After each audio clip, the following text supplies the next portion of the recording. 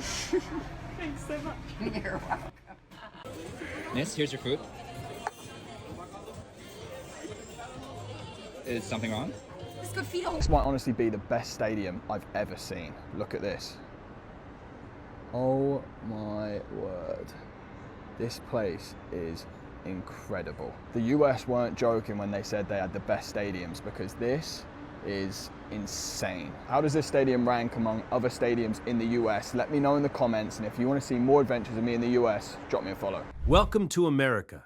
For years, European football fans said the same thing about this country, that Americans would never understand the game, that soccer here was a hobby, a youth sport, a thing that happened on a Saturday morning in a suburban park, while the real football was being played 5,000 miles away in stadiums older than most American cities. Then they came here, and they saw it. Stadiums glowing like cities from the future. Parking lots turned into all-day barbecue festivals. Fan zones swallowing entire downtowns. Highways stretched out like runways, carrying 100,000 people toward a single kickoff. And somewhere between the tailgate and the final whistle, a question started going around. A question that used to sound like a joke. What if Euro 2028 were held in America? So how did European visitors actually react when they saw it with their own eyes? The answer might surprise you. Let's find out. Number 10. The stadiums are too big. It takes about one step inside an American stadium. European fans arrive carrying a belief they've held their whole lives. That real football lives in old grandstands, in narrow streets packed with scarves, in concrete stands that have absorbed 100 years of noise. And then the doors open. MetLife, AT&T SoFi, Mercedes-Benz, enormous glowing arenas that feel like somebody took the Super Bowl, a Hollywood premiere, and a national holiday, and folded all three into a single football match. Gotta show you this because it looks like just another door to the entrance, but when you walk in here, look what happens. You're already inside the stadium. It looks like in a freaking shopping mall. It doesn't look a stadium. It's AC inside. Looks like there's an Apple store and probably a Starbucks there. America, you are doing things different than we used to in Europe. Looks like I'm at a freaking train station or something. Look at this. Look at this. Let's walk to the front and see where we can go. Wow.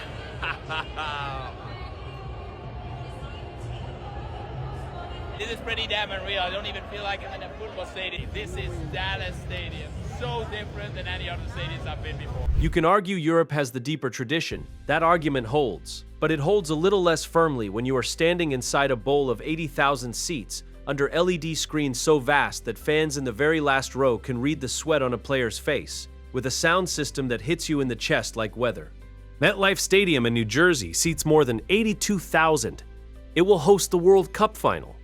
A TNT Stadium in Texas holds around 80,000, and for the right event, it stretches toward 100,000. SoFi Stadium in Los Angeles doesn't even look like a stadium. It looks like a spacecraft that decided to land in California and stay. Number 9. Food and the words free refills.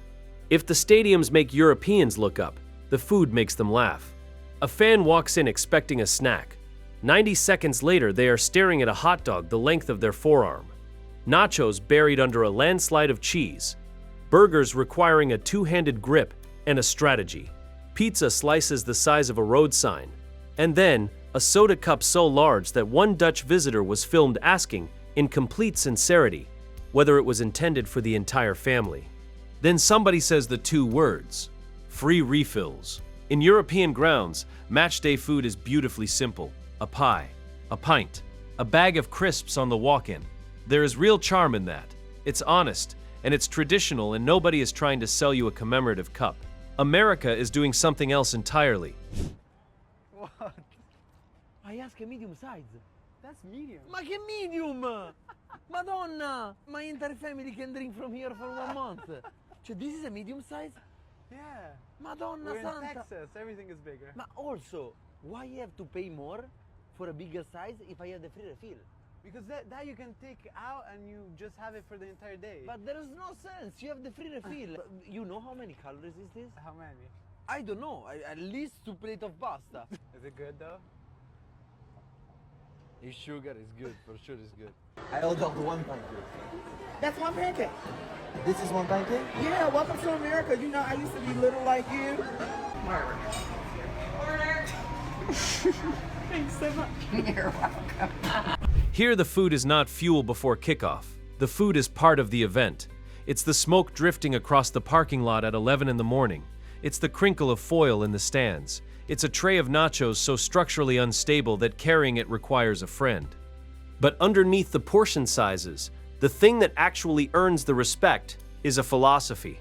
American stadiums treat 60, 70, 80,000 people as guests, concessions engineered for volume, cashless payment, signage that works, restrooms that exist in numbers matching the crowd, nobody left stranded in a queue while a goal goes in, and that quietly is something America has been rehearsing for 50 years. Number 8, the roads go on forever. For a lot of visitors, the culture shock doesn't start at the turnstile, it starts in the car. Back home, match day means a packed train, elbows, someone's scarf in your face, narrow streets and a slow shuffle through a bottleneck older than the sport itself. In America, match day begins on a highway, 6 lanes, then 8, overpasses stacked 3 deep, signs the size of houses, and a slow-moving river of cars, flags whipping from the windows, rolling toward the stadium like a parade that decided to drive. British people are not prepared for driving on the freeway in America.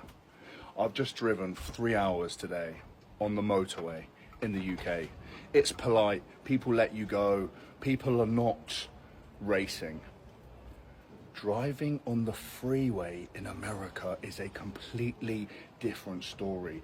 There's a reason it's called freeway. It's free of rules. That's what it feels like anyway. Everybody is racing. I feel like they're racing their GPS. It honestly feels like you're on a racetrack. And then today, driving in the UK on the motorway, I felt at ease, I felt peaceful. It was relaxing. In America on the freeway, I was fearing for my life most of the time. Has anyone else experienced this? And Americans, you lot are crazy on the freeway, seriously. Are you racing GPS? What are you doing? Just out of interest, how often do you beat the GPS, Americans? The United States has more than 4 million miles of public roads, including an interstate system running over 48,000 miles, stitching together states, airports, hotel districts, and stadium complexes. For a tournament, that's not a fun fact. That's capacity. That's the difference between a city that hosts a match and a city that absorbs 100,000 people and barely changes its breathing. And then they see the parking lot. What the fuck is this piece of shit? In Europe, finding a space near the ground is a genuine achievement worth telling people about.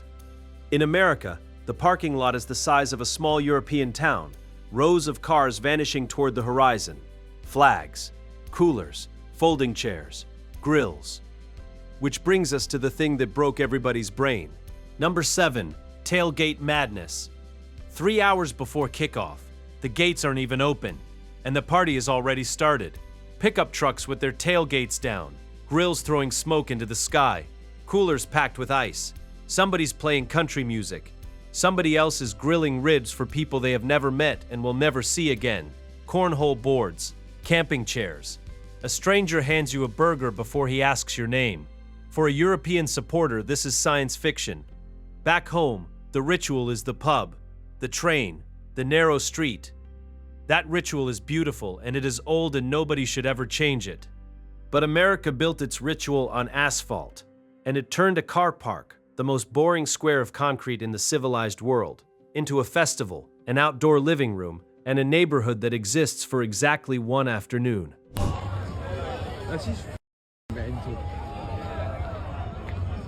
Free. This is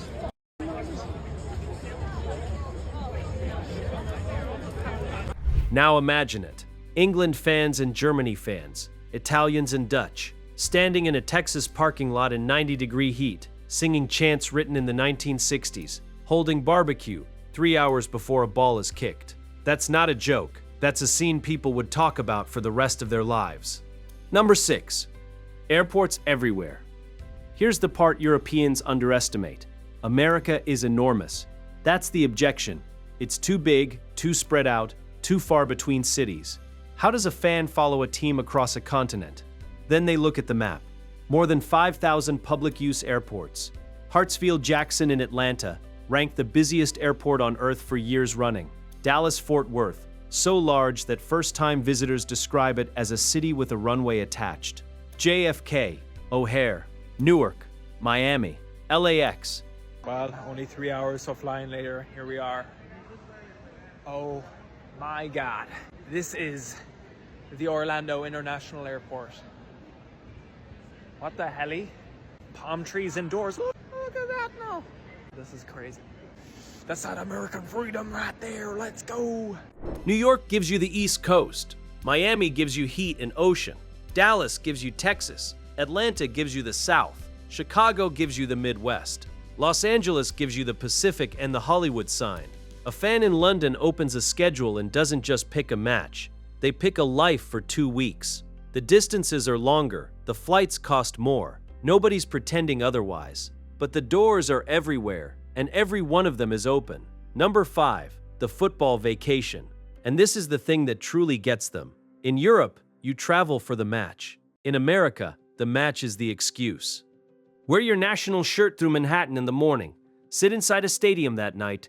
Fly to Miami the next day. Eat seafood. Hit the beach. Walk into a fan zone at sunset with 10,000 people singing in 6 languages.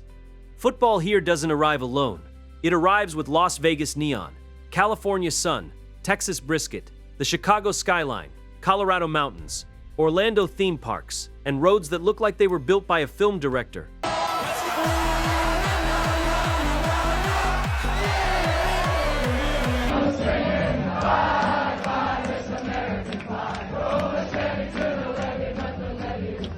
Your defense is terrified. Scotland's on fire. Woo! Ah, na, na, na, na, na, na.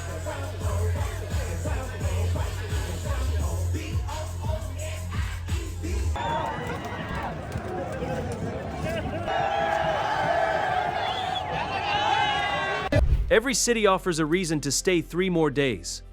So when Europeans imagine a tournament here, they're not imagining a fixture list. They're imagining passports and suitcases and group chats and photographs they'll still be showing people in 20 years. Number 4, the stadiums are also smart. Big is easy, big is money. What surprises people is that these buildings are intelligent. Screens hanging above the pitch the size of an apartment block. Digital ribbons wrapping the entire bowl. Replays sharp enough to settle an argument. Wi-Fi that actually works with 70,000 phones on it. Digital tickets. Cashless everything. Order food from your seat and a person brings it to you like it's nothing. European football is at its best when it's raw, loud, slightly out of control. Nobody's arguing with that. But America offers a second version. The same thrill wrapped in a machine that makes sure a grandmother, a 5-year-old, and a tourist who speaks no English can all find their seat, buy a drink, and see the goal. Number 3, the event machine. Here's what visitors don't see. Behind the lights and the noise, there's an operation. Security, traffic control, ushers, medics, broadcast trucks, ticketing, crowd flow, 10,000 small decisions that must land in the correct order in the correct minute or the whole thing collapses. Americans do this constantly. The Super Bowl, the Final Four, the World Series, stadium concerts drawing crowds larger than most European club matches. So when 100,000 international fans arrive speaking 40 languages, America doesn't panic. It doesn't even look busy. It has the stage, and it has the machine behind the stage. Number 2, the billion-dollar shock. In most of the world, a football match ends at the final whistle.